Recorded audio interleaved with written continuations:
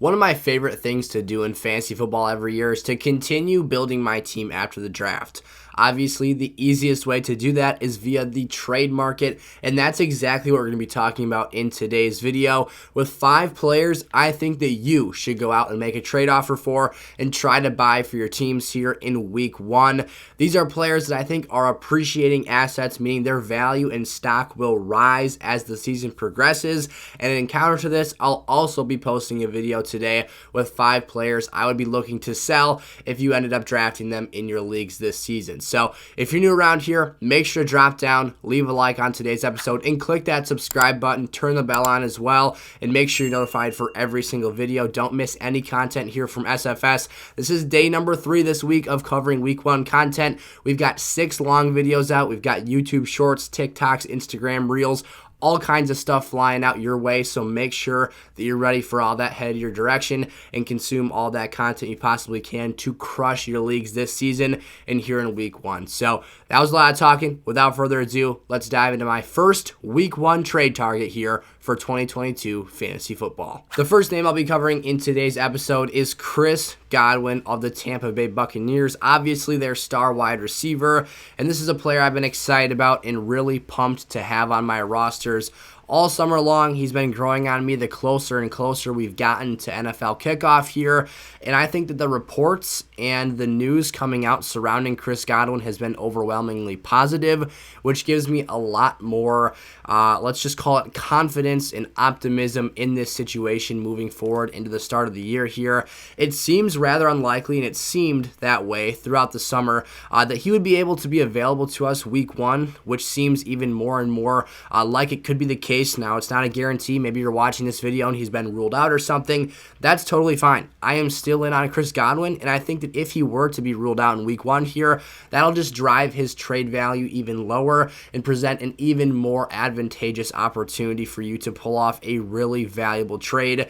Even at his draft cost, a 5th or 6th round pick in 12-team formats, it is great value. And the fact that you can acquire someone who on a per game basis can consistently put up high floor numbers in top 12 finishes at his position in a given week, it's too good to pass on here. His draft value had him as the wide receiver 27 for this season. So you're getting him as a high-level wide receiver 3 in those 12-team formats. Obviously, wide receiver 1s are numbers 1 through 12. Numbers 13 through 24 are going to be those wide receiver 2s. And then 25 to 36 is that wide receiver 3 grouping, again, for 12-team formats. So adjust that as such for your league sizes. But for me, Chris Godwin is someone who I can't overlook anymore. I think that for a guy who's been Tom Brady's favorite target in each of his first 2 seasons in Tampa Bay, a guy who's led this team in target share, a guy who leads this team in opportunities, posted some really impressive numbers last season. It's a win all around, all over the table here.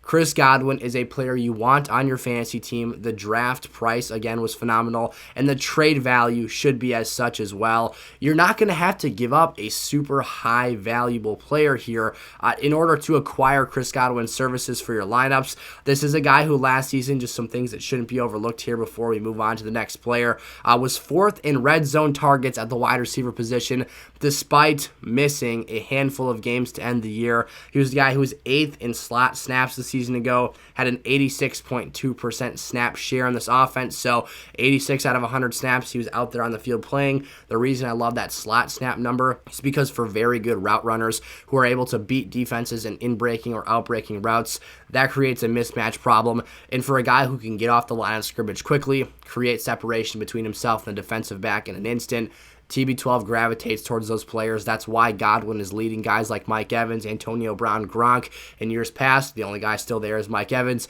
But the reason Godwin was the favorite target out of those options is because of that quick target separation and a guy who's able to get out in space, run the total route tree, and be a safety blanket for Tom underneath, a guy who likes to get the football out of his hands very quickly. So again, my premise here, the last thing I want to leave you with, this is a player on a per game basis. Whenever he gets out there on the field, if it isn't week 1, like I said, I'm still confident in this going forward. This is a guy who gives you top 12 potential production numbers on a given week-to-week basis. A player who may not play here in week 1. I have him as a must-start player if he does. I'm very confident in him this week against Dallas, again, if he's on the field. However, again, Reports are all positive. He shed his knee brace this week as a guy who I've personally had knee issues before. Once you get that brace off, you're feeling a lot better about yourself. You don't really take that off until you're confident and comfortable in your knee, in your body's capabilities of fulfilling whatever purpose that is that you're out on a field for. Chris Godwin's headed in the right direction, and his fantasy stock will only rise from here, especially once he finally hits that football field. Let's head over to the NFC North, talk through another wide receiver, who I'm very high on for the season. Another player who I think has respectable draft draft value here, and I think on the trade market is another name that can definitely be had for not an outrageous price. I try to stay away from a lot of players who, are your first and second round targets. Of course, I will talk through those players eventually. I will talk through trade pieces who, maybe you flip your top running back for another player who I think gives you a better situation or outlook for the season-long perspective here. But regardless, today we're talking through mostly some middle-round names again. Guys that aren't the cheapest players to get in the world, but still provide legitimate top 2 lineup value at their respective positions. So Darnell Mooney here for the Chicago Bears, a player who is being drafted as the wide receiver 31. Now, obviously, draft season is over. The reason I keep bringing up draft value is because that's what we're really basing our trade analysis off of at this point in time. That's the most, it's the easiest way to equate a trade value to a player before these guys have actually hit the field. Take a look at the draft price. Wow, we got it there the third time. See what you paid for them there, and then see what you're getting in return or in exchange for that based off of what your team needs are and all that great stuff. So the reason I love Darnell Mooney for this season is I think there is an easy opportunity for some, even though it may be a small return on investment. I don't see how Mooney could be a depreciating asset in terms of the draft day value that was invested into him, and then hopefully you're able to pull off some sort of a level or equal trade so that you're not losing too much value here. But what I love about Darnell Mooney is that despite this Bears offense is something I hate, I'm staying away from it as much as I possibly can. Mooney is that one piece that I want to have my hand in for Chicago in the 2022 season. This is a guy who in a terrible Bears offensive structure in 2021 still found ways to produce, still found ways to consistently be a dependable lineup piece, still found ways to be a guy who had some ceiling value attached to his name and could go out there and be occasionally a difference maker for fantasy lineups, a player who played alongside Allen Robinson, a player I absolutely love for fantasy football this season. I loved him last year. Things turned out terribly. You go back and you cut on the tape for this Bears offense in 2021. It was a nightmare from top to bottom. You had a young, raw, and inexperienced Justin Fields who was getting through progression slowly, who was missing, his reads in terms of just being able to scan more than 1 to 2 receivers per drop back. There was countless times, and this is one of the reasons I'm a huge proponent, or a guy who's going to go out there and, defend Allen Robinson for those who say he fell off the face of the earth here and is a washed-up player now. He was wide open all over that Chicago Bears tape from last season. He did miss some contests, but when he was out there, Justin Fields, just plain simple, wouldn't look his direction at times. It was evident from day one. Darnell Mooney was the guy that had that connection in this offense. He was the guy who had the chemistry pre-established with Justin Fields, and they really hit the ground running last season. What I did really want to talk about here, let's get back to Darnell Mooney, is the fact that he had 140 targets in this offense as, yes, he was the wide receiver 1 in terms of being the most productive player in this offense, but in terms of the depth chart assessment, A-Rob was still that number 1 guy, still the guy who in most situations would have coveted the higher target share on that offense. That was not the case, again, as I will say here. Mooney was far more dependable, far more productive, and a far better fantasy asset last season, but I think he has the potential to build upon that. He only turned those 140 targets and 26.7% of the Bears' target share into a wide receiver 23 finish, but I think there's some room for growth here. Even a slight and gradual improvement from Justin Fields as a passer, getting through his reads and his progressions a little bit quicker here, being able to find places to go with the football and not sit back, take punishment from the defense and just take unnecessary hits. That's going to help this offense be even just a little bit more efficient, and this high level of opportunity share of the Bears passing offense for Darnell Mooney is immensely valuable regardless if he's scoring a high volume of touchdowns or not. Maybe he's not the best guy to target in your standard leagues. He's not going to be someone who, again, I just said it, I'm not expecting Darnell Mooney to go out there and score double-digit touchdowns, but anywhere between 6 and 8 TDs, if he goes to 150, 155 targets this season, again, he's not Devontae Adams. That's not what we're asking for here. but you're going to get consistent volume, consistent opportunities, and if the quality of targets raises even just a little bit here, the efficiency at which he'll be able to produce should rise, and I easily see you getting a return on investment of a quality wide receiver 2 level player in your lineups, as opposed to the actually lower end or middle end wide receiver 3 that you were drafting him at, and in theory should be able to trade for right now. Let's talk Breece Hall, a player who commands a bit more of a trade price on the open market, not the easiest player to pull off an opposing lineup. What I will say, and I will preface this with here, is of course, Breece Hall is a rookie who a lot of people are very high on here, and I do want to have a quick disclaimer. I'm including this in my Week 1 trade targets video because over the course of the entire season, I'm very optimistic for what Breece Hall brings to the table, but I may advise you to sit back here, pause yourself, and wait for Week 1 to run its course. If you're trying to trade for Breece Hall, well, first of all, I would recommend trying to trade for Breece Hall. If it doesn't work this week, hold the phone, take a deep breath, pause, and let Sunday happen. I think Breece Hall stock will be down when we come to Monday next week and start our Week 2 fantasy football analysis here. This is a player who is a rookie running back. They have Michael Carter from last season's draft, a third-round pick, a guy who I'm not confident starts the entire year for this team. I think over the course of the season, Michael Carter's involvement and role for this Jets offense deteriorates here and diminishes as Breece Hall's opposite of that continues to grow and stack upon itself. Week 1 is not the opportunity and is not the situation or circumstance in which that plays out, though. Right now, the Jets are 7.5-point underdogs with potentially having Joe Flacco as their starter in a banged-up offensive line. Obviously, they lost Mekhi Becton, and Joe Flacco is a statue.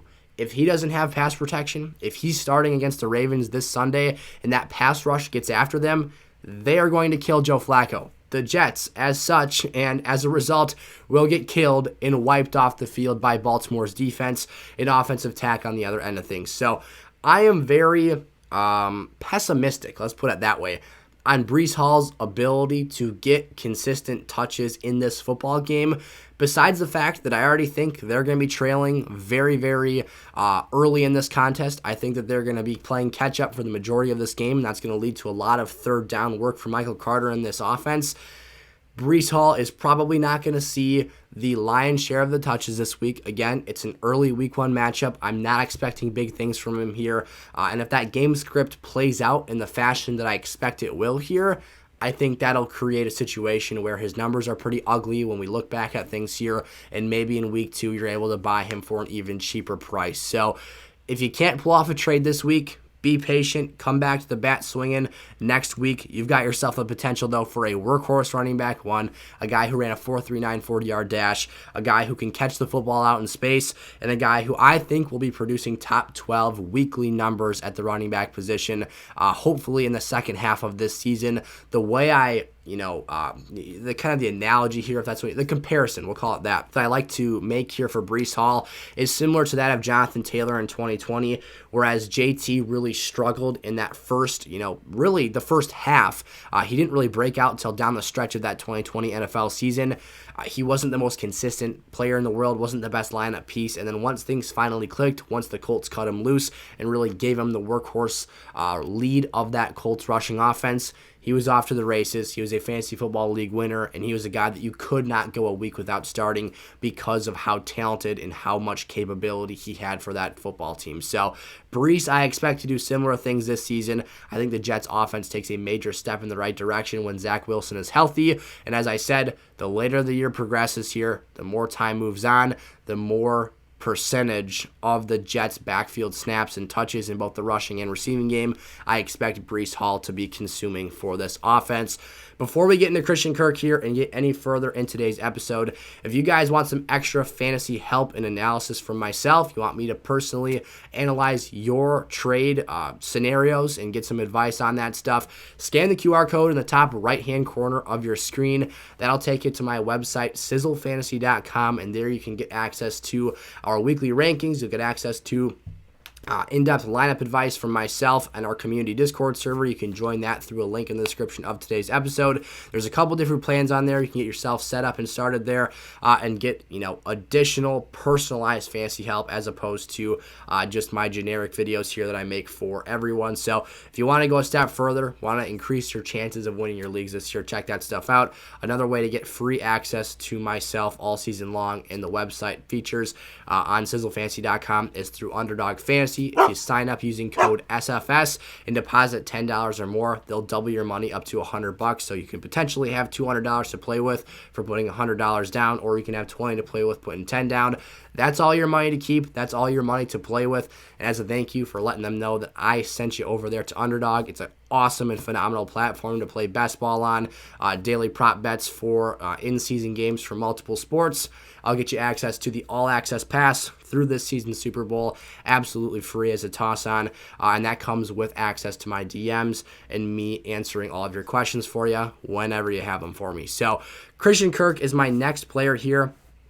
Diving a step further into our trade advice here for Week 1 fantasy football, Christian Kirk is a player who I think right now doesn't look like the flashiest name on paper to many, for especially fantasy casuals, and I'm definitely not pointing any fingers at anyone out there, but for those of, I don't want to say you guys, because I'm sure that you guys do your research, you study, and you know what you're talking about, but for those who don't go in depth, for those who don't really pay attention to the fine details of NFL transactions, Christian Kirk doesn't seem like that flattering of an acquisition here, especially as a fantasy football trade candidate in Week 1. He's actually got a rather tough matchup. He might not see a super high start percentage this week across many platforms because the Washington Commanders on paper are the number 1 ranked defense against fantasy football wide receivers.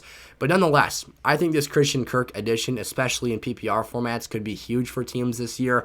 He may even be better than a Darnell Mooney, who we talked about earlier. This is a player who on draft day could actually be had for a cheaper draft cost, and therefore maybe an even cheaper trade acquisition for your teams this upcoming season. So basically what I love about Christian Kirk is he is the clear and concise option, in my opinion, to be the number 1 wide receiver for the Jacksonville Jaguars offense. I don't see any universe where anyone else on that team, barring injury, out-targets him this season, and I think a huge second-year breakout and pop for Trevor Lawrence is due and in store for this football team this year. I think that Christian Kirk sees 140-plus targets. Again, similar to Darnell Mooney, this is a player who plays in a bad I think the offense will be fine in Jacksonville this year, so I don't want to put it that way. I think that the Jags will have many negative game scripts this year. We'll put it that way. Chicago, again, another reason for that influx of potential target share volume that Mooney sees is another reason he could also have negative game scripts, because I'm not super confident in those rosters from top to bottom to be able to compete in close games every single week. Jacksonville is that similar situation. I think that they're playing from behind a lot of times. They may pull some games out late, have some comeback wins, have some fourth quarter and overtime game-winning drives from Trevor Lawrence. And I think that increase in influx in passing dependency for this team, it's really not an increase. It's just higher than some other teams have to be dependent on the pass game simply because of the nature of their football team and just the roster construction, the situation that they're in from top to bottom. The Jags have been in this situation for years now. It's just the assumed presence of that being a constant and turning over again here in 2022 makes me all the more optimistic about this situation. I think he's an improvement at the wide receiver 1 position from what Trevor Lawrence had last year, bumping down an aging veteran receiver in Marvin Jones to the wide receiver 2 position. Maybe Zay Jones steps up into that wide receiver 2 role as well. But for me, Christian Kirk is a super valuable asset to have on rosters this year. Again, expecting a big jump from Trevor Lawrence here in year 2. I'm expecting Christian Kirk to have a high volume of passing targets head his direction every single week. He was very good with the Cardinals last season, was actually their highest producing fantasy player a year ago, and I think that he will have a breakout season here and have his best statistical NFL year of his career in 2022 as a member of the Jacksonville Jaguars. And finally here, I said I wasn't going to talk through too many names that are kind of blue chip players, but I had to toss Kyle Pitts on the list for today's episode. This is really the one shot we're going to get to talk about Kyle Pitts. I think that after Week 1 going forward, it's going to be dang near impossible to acquire his services for your fantasy rosters. And plain and simple, I think he is an immediate breakout option for this Falcons offense. The reasoning for that is just look at the man. The size, the speed, the combination of the two, his ability to virtually be a unicorn wide receiver level. He has the capability of finishing as a top 5 fantasy receiver if you put him in that category, but he can do it at the tight end position, giving you that positional advantage and diversity just to have another big name option catching a high volume of passes, producing a high level of output from that position group is phenomenal. I am so excited about Kyle Pitts this year, and I know that there's already people typing right now in the comment section saying, well, Marcus Mariota's his quarterback. He can't produce better than Travis Kelce or Mark Andrews. Baloney. I'm not saying that Kyle Pitts will, but there is absolutely, in my mind, no one else at this position that shares the same ceiling of what Kyle Pitts can produce. Yes, even Travis Kelce, without Tyreek Hill, I don't think that their theoretical ceiling for fantasy point production is the same. I think Kyle Pitts, if he maxes out what he's capable of doing, is the best and most productive tight end of anyone out there for the 2022 season.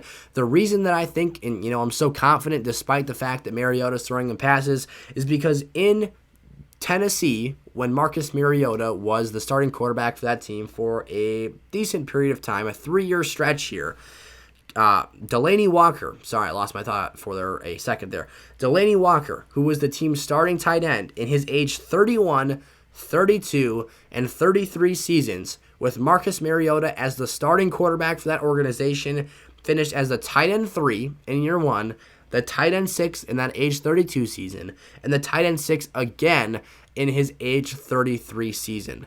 A far less talented player out of his prime was able to produce top 6 numbers 3 years in a row. Like, he moved like a snail. If you go back and watch Delanie Walker tape, he is not the fastest guy in the world, especially during his time in Tennessee. He was a very good, very savvy player, found holes in zone coverage, but he is not Kyle Pitts athletically. Mariota's also really impressed me here in the preseason. I love everything I've seen, and Kyle Pitts is clearly the number 1 option early in the season. I think things might balance out with Drake London as the year progresses, but Pitts is someone you need to have on your radar here early in the year. Run after the catch, stretching the field, and catching deep passes. He can do it all. Had 1,000 yards in an unprecedented rookie season and only 1 touchdown. His low touchdown conversion rate off of his targets will not continue to be so abnormally outlierish. He will progress in that category. He will see more end zone trips, get that ceiling boosted up here, and have a dang good season. I think his floor is exactly where he's being drafted at. So worst case scenario, Kyle Pitts, you trade for him, and I think he finishes as a tight end 3 if healthy. Best case scenario, he's the tight end 1 and by a healthy margin dominates your league this year, catches a ton of footballs, scores a higher touchdown conversion rate this season, and has a spectacular year 2 for the Atlanta Falcons. Tight end's a hard position to, walk into the NFL day 1 and produce at an elite level. We saw Pitts do things that we have not seen any other player do. We'd be talking way different. Kyle Pitts may be the first tight end off draft boards this season had he scored more touchdowns last year. Matt Ryan just hasn't been someone able to deliver super great red zone production for receivers. Even Julio Jones's numbers in that area are not phenomenal. And just the fact that that's how things played out last season really impacted Kyle Pitts. The 1 touchdown scares a lot of people. The quarterback on paper scares a lot of people. It does not scare me. So while you can, I expect, again, like I said, this trade stock to just skyrocket and erupt out of the room. You've got a chance here. There's about 3 days left in this fire sale for Kyle Pitts.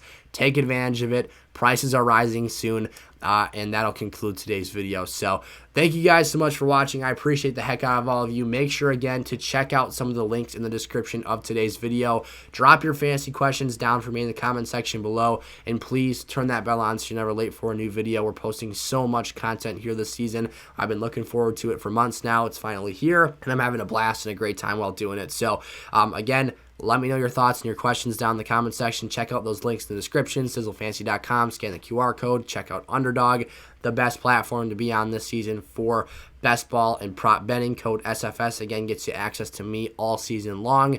And I will see you guys all there and in the next episode. Peace out.